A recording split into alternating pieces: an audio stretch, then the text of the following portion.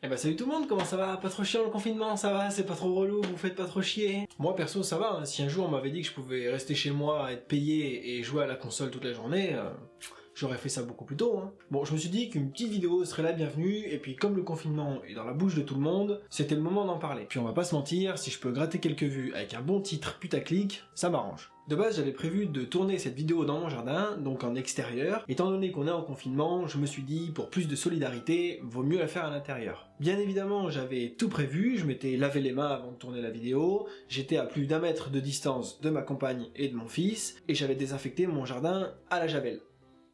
Faut dire que mon chien a pas trop apprécié la javel. Plus sérieusement, continuez à appliquer les gestes barrières, restez confinés, ne sortez pas pour rien, ne faites pas les relous. Pensez au personnel soignant qui galère de ouf dans les hôpitaux en ce moment. Continuez d'applaudir à 20h à la fenêtre, mais entre nous, n'applaudissez pas si la journée vous sortez illégalement ou vous faites des conneries et que vous allez voir d'autres personnes. Ça, ce n'est pas aider les soignants, on est d'accord. Puis on va pas se mentir, restez confinés, si ça peut éviter de choper le Covid et de claquer, on va dire que c'est pas négligeable. Puis soyons honnêtes, rester à la maison, chiller devant Netflix et jouer à la console, il y a quand même vachement pire comme punition, non? Et en parlant de médias, on passe beaucoup de temps devant la télé en ce moment, et il y a quelques jours, j'étais devant BFM, comme les 3/4 des Français. Alors attention, niveau information, c'est BFM, hein. On se méfie, toi-même tu sais.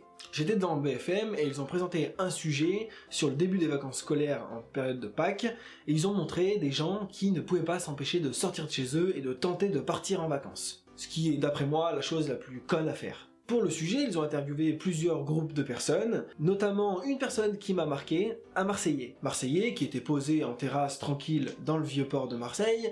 Le gars a balancé sans complexe que ce n'était pas dans la mentalité marseillaise de rester enfermé, confiné, car à Marseille, il y a le beau soleil de Marseille, et visiblement c'est compliqué pour eux de rester enfermés. Mais mec, t'es con ou quoi ? C'est pas dans les habitudes de tout le monde de rester enfermé. À croire que les Marseillais à la naissance subissent une modification génétique où ils ne peuvent pas rester enfermés plus de quelques heures sans profiter du soleil de Marseille.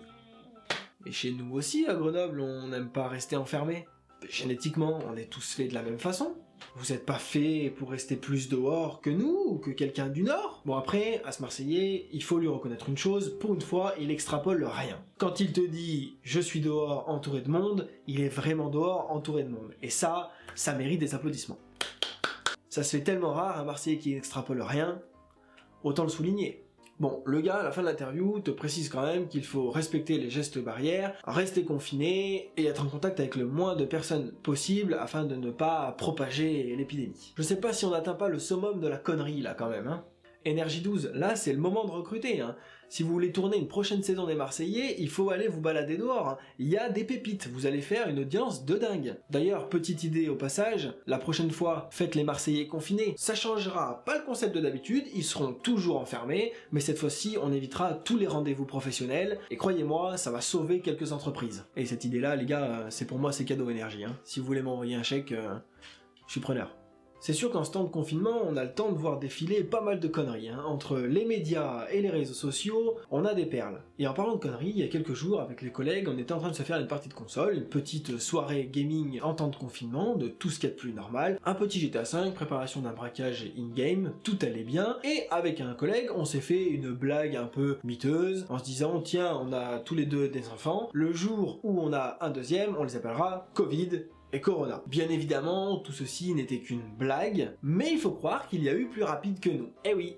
Quelques heures plus tard, je me baladais sur les réseaux sociaux et je suis tombé sur un article qui disait qu'une femme, en Chine, avait appelé ses enfants Covid et Corona en hommage aux victimes de la pandémie. D'après elle, faire ça, ce serait rendre un hommage aux victimes. Mais meuf, t'es conne ou quoi ? En 1945, en temps de guerre, quand tout s'est terminé, on n'a pas nommé nos enfants avec des noms d'événements passés ou de grandes batailles. Personnellement, je connais aucun enfant qui s'appelle Auschwitz. Bon, je vois que cette vidéo part sur de l'humour noir, pas sûr que ce soit une bonne idée. Et en parlant d'idées, en ce moment, il y en a qui sont pas à court. Je veux parler des journalistes. Eh ouais, parce qu'en ce moment, ils ont pas grand chose à écrire, ils parlent du Covid, et ça, H24. Alors le Covid, on en bouffe à toutes les sauces. Plus besoin de réfléchir à un sujet, c'est tout trouvé. Mais les gars, le monde tourne encore. Il se passe des choses bien aussi dans le monde. Le problème des journalistes, c'est qu'ils y connaissent que dalle dans les 3/4 des sujets qu'ils traitent. Surtout sur BFM. Mais pour ça, en période de Covid, ils ont trouvé la parade. Ils laissent parler des spécialistes.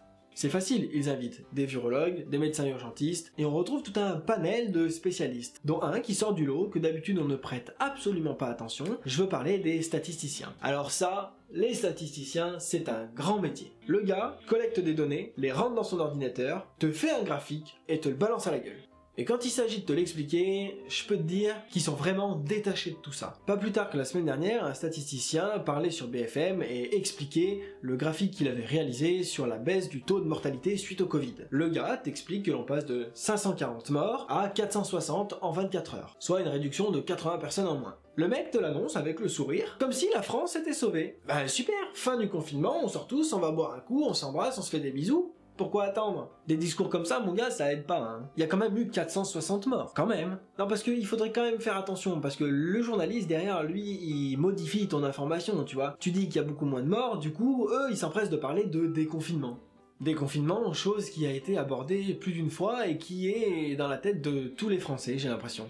Quand tu vois que la moitié de la population a du mal déjà à rester chez elle et à respecter les règles, si tu commences à parler de déconfinement, mais on court à la catastrophe. C'est sûr que vous allez perdre la moitié des gens. Non, parce qu'il est prouvé scientifiquement que l'être humain utilise 20% de ses capacités cérébrales. Et quand tu vois que les 3/4 utilisent 18% sur ces 20% disponibles à essayer de trouver des ruses pour pouvoir sortir sans prendre une prune, ça laisse plus grand chose pour le raisonnement et la logique.